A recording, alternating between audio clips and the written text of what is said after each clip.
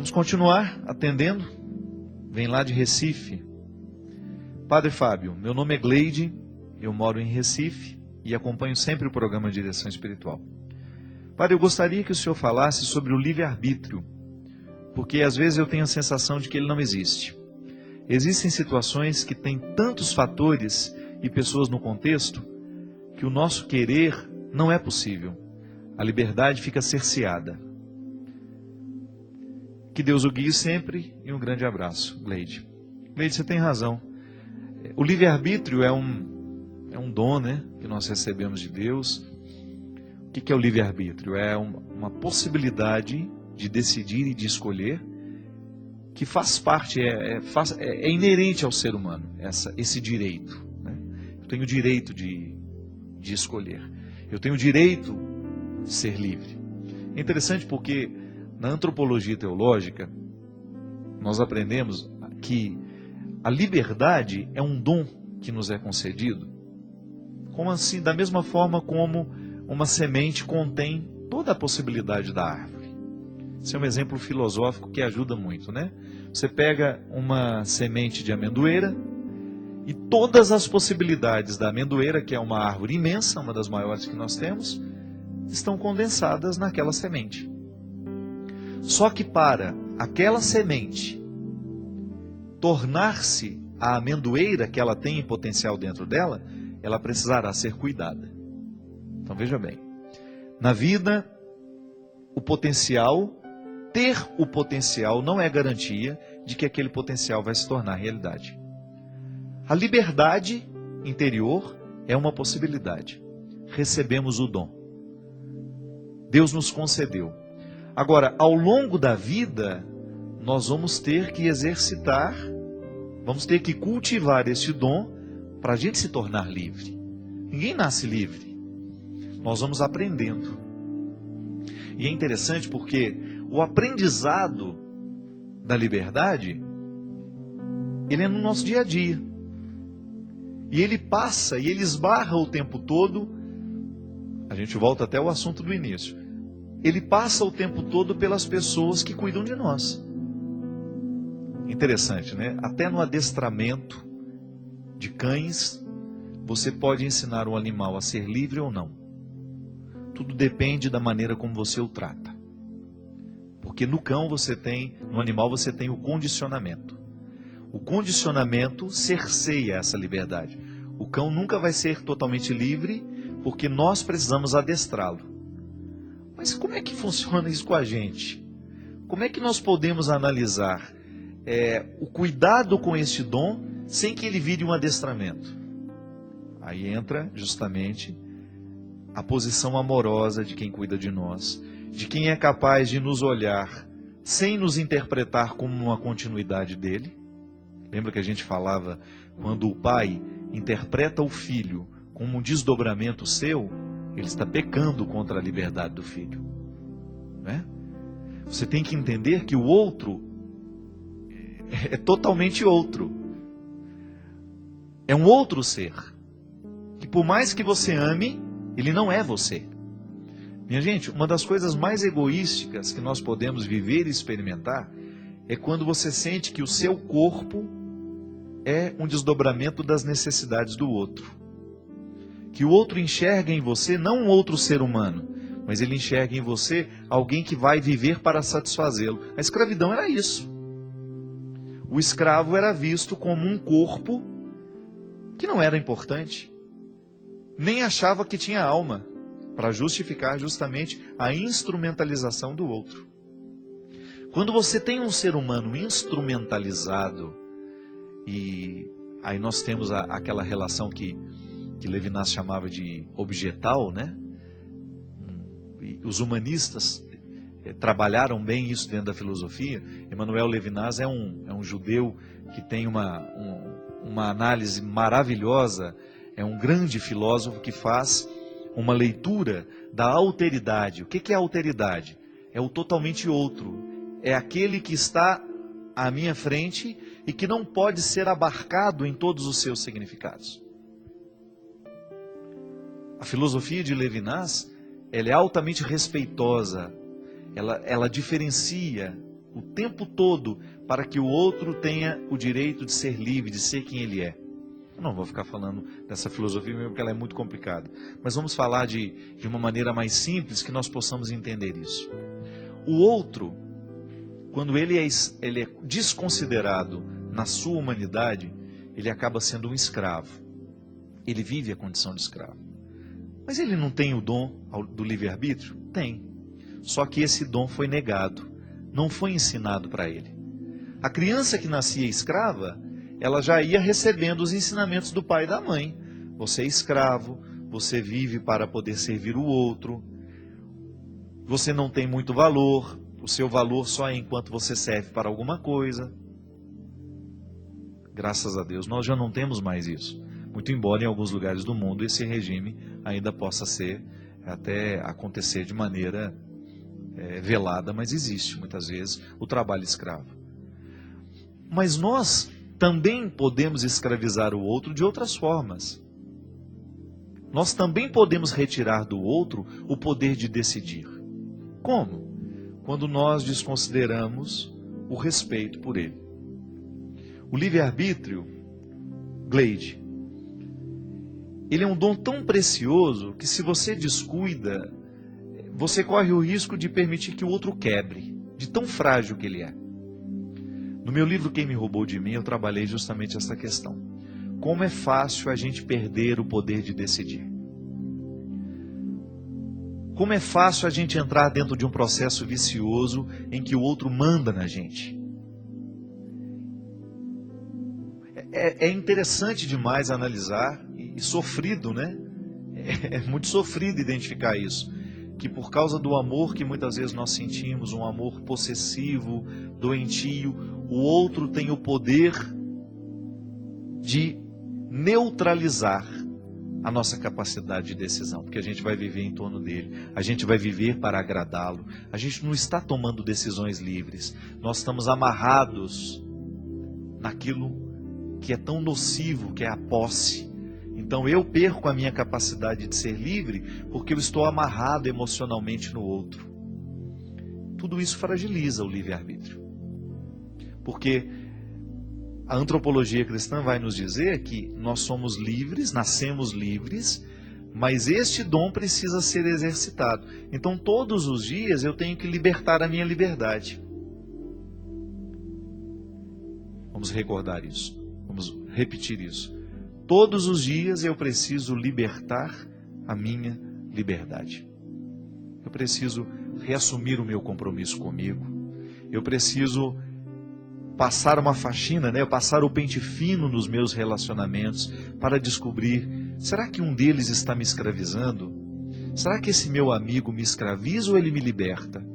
Será que o meu relacionamento com o meu marido, o amor que eu digo sentir por ele, é de escravidão ou é de libertação? Será que o amor que eu tenho pelos meus filhos, ele escraviza ou ele liberta? É uma análise dolorosa de ser feita, porque muitas vezes nós vamos chegar à conclusão de que, em nome do amor, nós retiramos do outro a capacidade de escolher. Por exemplo, uma outra forma de perder o livre-arbítrio é a droga. Você tem ali uma pessoa que, de repente, aos 15 anos de idade, fuma o primeiro cigarro de maconha. Experimentou a maconha, depois ela vai se acostumando com o efeito que a maconha provoca nela, ela começa a fumar a cocaína. E ela ainda tem o poder de dizer, eu vou fumar hoje ou não.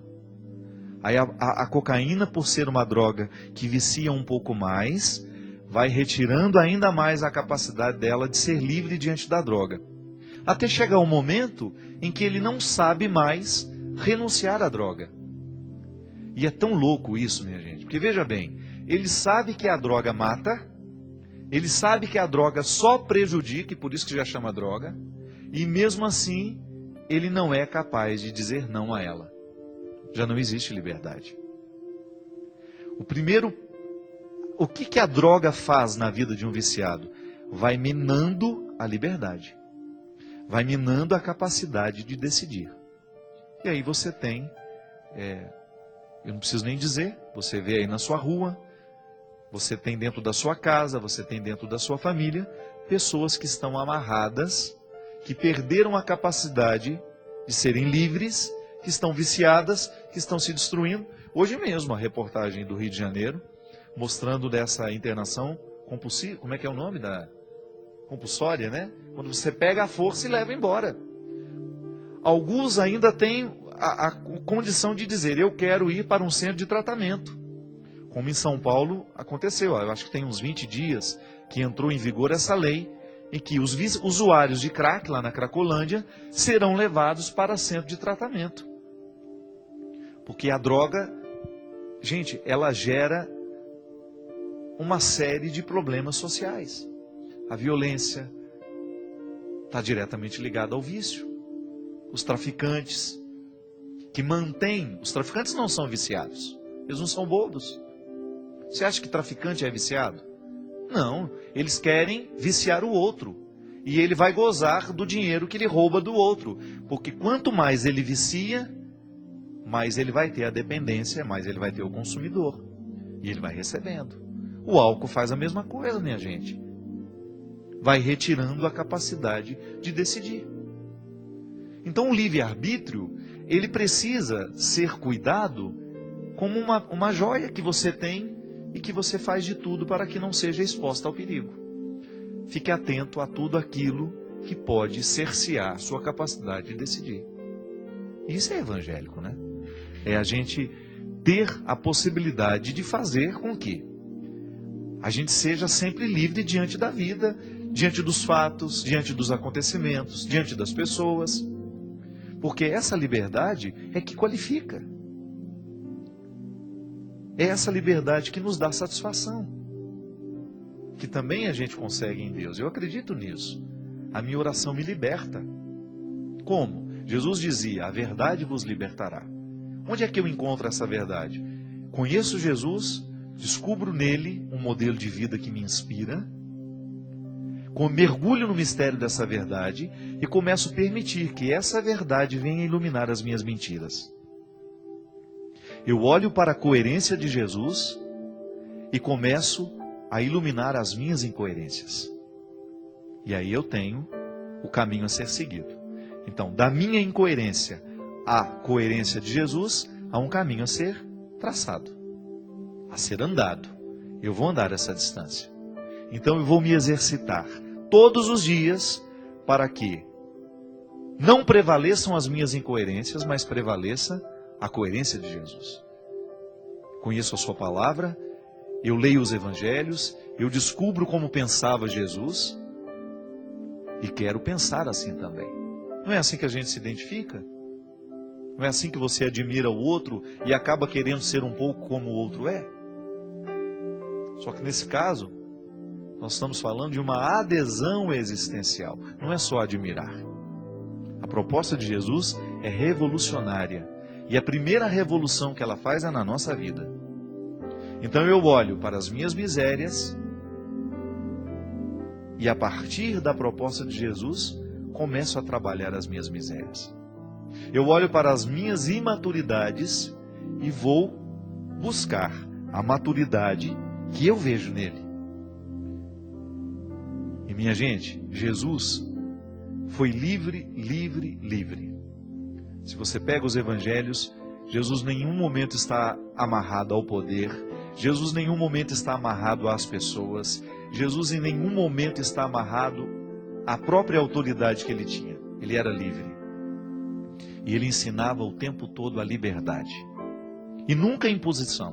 Nunca havia uma imposição na sua fala. É se você quiser, se achar que é melhor. Essa proposta, através da proposta, ele motivava o outro a ser um seguidor. E quando a gente encontra alguém que nos faz livres, nós não queremos mais ficar longe dele. Quando nós encontramos amigos de verdade, que provocam dentro de nós essa sensação de ser livre, de você não querer o que é ruim, de optar livremente por aquilo que é bom, meu Deus do céu, isso não tem preço. Quando você encontra um modelo educacional que provoca isso no seu filho, que faz o seu filho ser livre para optar por aquilo que realmente é melhor, Seu filho ser capaz de dizer: eu não quero me drogar, eu quero estudar, eu quero ser alguém na vida, eu quero lutar, eu quero trabalhar. Não tem preço isso. Você sabe que o outro está bem encaminhado. Não é? A bem-aventurança? Estar bem-aventurado é estar bem encaminhado. E isso não tem preço. É uma satisfação quando você descobre que o seu filho foi educado para ser livre. Eu não preciso ficar proibindo, eu não preciso fazer cercas. O meu filho sabe o que é bom. Meu filho aprendeu a apreciar as coisas boas da vida. E isso o tornou livre. Ele não ficou amarrado.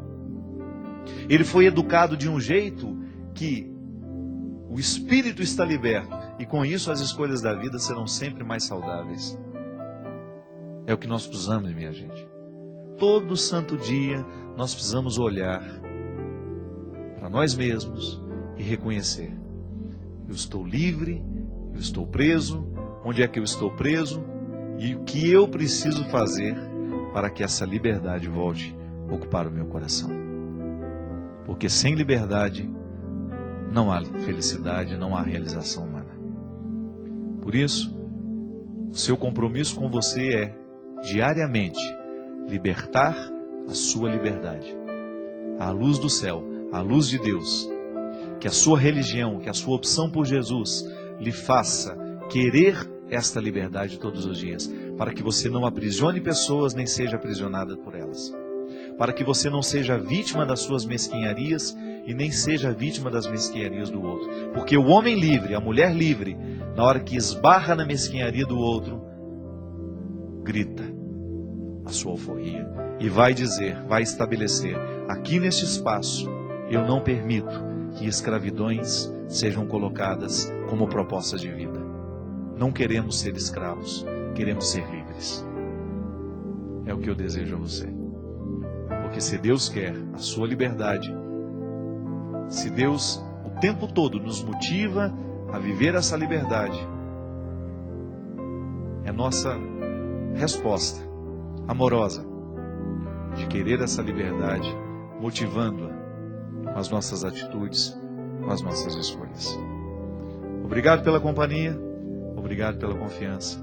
Que Deus abençoe você, sua família, e lhe dê cada vez mais o cuidado com a sua liberdade.